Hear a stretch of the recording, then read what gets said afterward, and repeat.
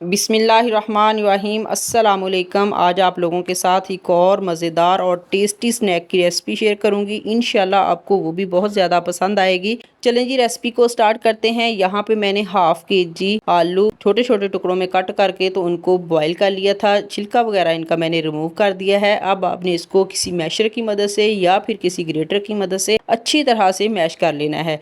यानी कि आपने ना इसको इतना मैश करना है कि इसमें किसी तरह की कोई गुठली वगैरह नहीं रहनी चाहिए, क्योंकि इस रेसिपी में हमें गुठली नहीं चाहिए इसकी। ठीक है, इसको हम अच्छी तरह से मैश कर लेंगे। अच्छा जी, यहाँ पे मैं आपको एक और ज़बरदस्त सी टिप देती चलूँ कि जब आपने आलूओं को बॉयल कर लेना है ना, तो इनको छील के तो आप इसको 10 मिनट के लिए ज़रूर जो रेस्ट पे रख दिया करें। इससे आलूओं में नमी वगैरह जो है ना वो ख़त्म हो जाती है, जिसकी वजह से रेसिपी जो है वो बहुत ज़्यादा ज़बरदस्त बनती है। चलें जी, मैशर की मदद से हमने इसको अच्छी तरह से मैश कर लिया है। अब हम इसमें ऐड करेंगे हाफ टेबल स्पून सूखा हुआ पुदीना और 3 टेबल स्पून इसमें मैं सूजी ऐड करूंगी। सूजी को आपने छान के ऐड करना है, और बेशक आप मोटे वाली सूजी ऐड कर लें या बारीक वाली कर लें, दोनों ही बिल्कुल सही रहेंगी।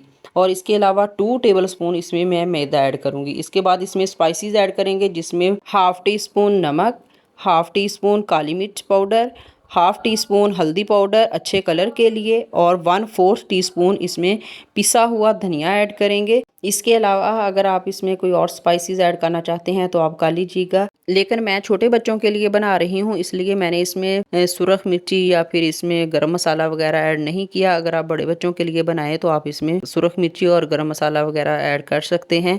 माशाल्लाह से अब हम इसको अच्छी तरह से गूंद लेंगे, जैसे कि हम घर में आटा गूंदते हैं ना, सेम उसी तरह हमने इसको गूंद लेना है हाथों की मदद से मिक्स करते हुए।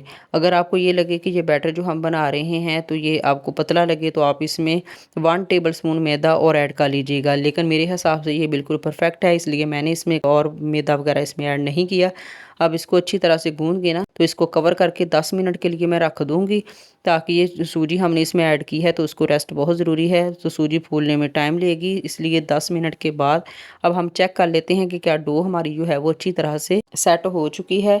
माशाल्लाह से डो हमारी सख्त हो गई है, क्योंकि सूजी जो है ये फूल गई है। ये जो आलू की डो हमने बना के रेडी करके रखी हुई थी ना, इसको 2 हिस्सों में डिवाइड कर लेंगे, और एक का पहले उठा के मैं पेड़ा बनाऊंगी, क्योंकि मैंने 2 तरह की डिज़ाइनिंग में आपके साथ स्नैक्स बना के तो शेयर करने हैं, इसलिए पहले मैंने एक पेड़ा जो है वो बना लिया है।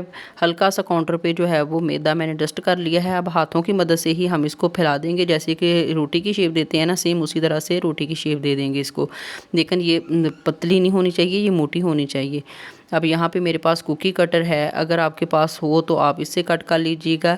ये जो डिज़ाइनिंग वाले होते हैं ना, ये बच्चे बड़े शौक से खाते हैं, इसलिए मैंने ये ला के रखे हुए हैं। ये मार्केट में बहुत इजीली मिल जाते हैं और ये होते भी सस्ते हैं।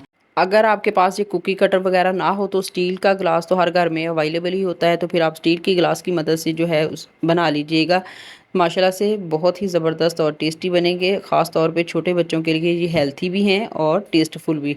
इसी तरह जो दूसरा बैटर मेरे पास बच गया था, उसका भी मैंने पेड़ा बना लिया। पेड़ा बना के तो अब हमने दोनों हाथों की मदद से ना काउंटर के ऊपर थोड़ा सा पहले मैदे को डस्ट करके तो इसको रोल की शेप दे देनी है, जैसे कि हम रोल बनाते हैं ना दोनों हाथों से, सेम आपने उस तरह बना लेना है। अब हमने इसके तकरीबन 1-1 इंच के जो है वो टुकड़े कर लेने हैं। अगर आपको ये लगे कि ये बैटर जो है ना ये छुरी के साथ चिपक रहा है, तो फिर आप हल्का सा मैदा जो है वो छुरी को लगा लीजिएगा, तो फिर जो बैटर है ना वो छुरी के साथ चिपकेगा नहीं। तो बस इसी तरह आपने एक पीस को उठा के ना तो सेंटर में से आपने थोड़ा सा इसको प्रेस कर लीजिएगा, तो माशाल्लाह से ये इस तरह की खूबसूरत सी शेप इसकी बन जाएगी। इसी तरह ही आपने सारे स्नैक्स जो हैं ये बना के रेडी कर लेने हैं। अल्हम्दुलिल्लाह दोनों शेप में स्नैक्स बना के रेडी कर लिए हैं। अब मैं आपको इसको फ्राई करने का मेथड भी बता देती हूँ कि हमने इसको किस तरह से फ्राई करना है। यहाँ पे मैंने एक पैन के अंदर ऑयल जो है वो मीडियम फ्लेम पे गर्म होने के लिए छोड़ दिया था। ऑयल को अच्छी तरह गर्म होने के बाद तो जो स्नैक्स हमने बना के रेडी करके रखे हुए थे ना वो हम इसमें ऐड कर देंगे। लेकिन इसमें स्नैक्स ऐड करने के फ़ौरन बाद आपने चम्मच वगैरह नहीं चलाना। अगर आप फ़ौरन से चम्मच चलाएंगे ना तो ये टूट भी जाएंगे और ये फट भी सकते हैं। जब नीचे वाली साइड से गोल्डन सा कलर आ जाएगा ना तो ये खुद ही ऑयल के ऊपर तैरना शुरू हो जाएंगे। जब ये ऑयल के ऊपर तैरना शुरू हो जाए तो तब आप इसकी साइड को चेंज कीजिएगा। इसी तरह फिर दूसरी साइड से भी जब गोल्डन सा कलर आ जाए तो तब आपने इसको स्टेनर की मदद से तो स्टेन कर लेना है। तो आप इसको चाय के साथ भी ले सकते हैं और बच्चों को लंच बॉक्स में भी दे सकते हैं। बच्चों के नाश्ते के लिए जी भी बहुत परफेक्ट है, क्योंकि ये रेसिपी हेल्थी है। इसमें कोई भी ऐसी चीज़ नहीं है जो कि बच्चों की सेहत के लिए अच्छी ना हो। इसी पॉइंट पे अगर आपको हमारी रेसिपी पसंद आ रही है तो रेसिपी को लाइक कर दीजिएगा, और चैनल पे न्यू है तो सब्सक्राइब करके बेल आइकॉन को ज़रूर प्रेस कर लीजिएगा। आप सब देखने वालों का बेहद शुक्रिया। फीडबैक में अपनी कीमती राय का इजहार ज़रूर कीजिए कि आपको आज की रेसिपी कैसी लगी। यहाँ भी रहिए, हैप्पी रहिए और हेल्दी रहिए। अपना और अपने फैमिली मेम्बर्स का ढेर सारा ख्याल रखिए, दुआओं में ज़रूर याद रखिए। मिलते हैं एक और नई मज़ेदार सी रेसिपी के साथ, तब तक दीजिए इजाज़त। अल्लाह निगहबान।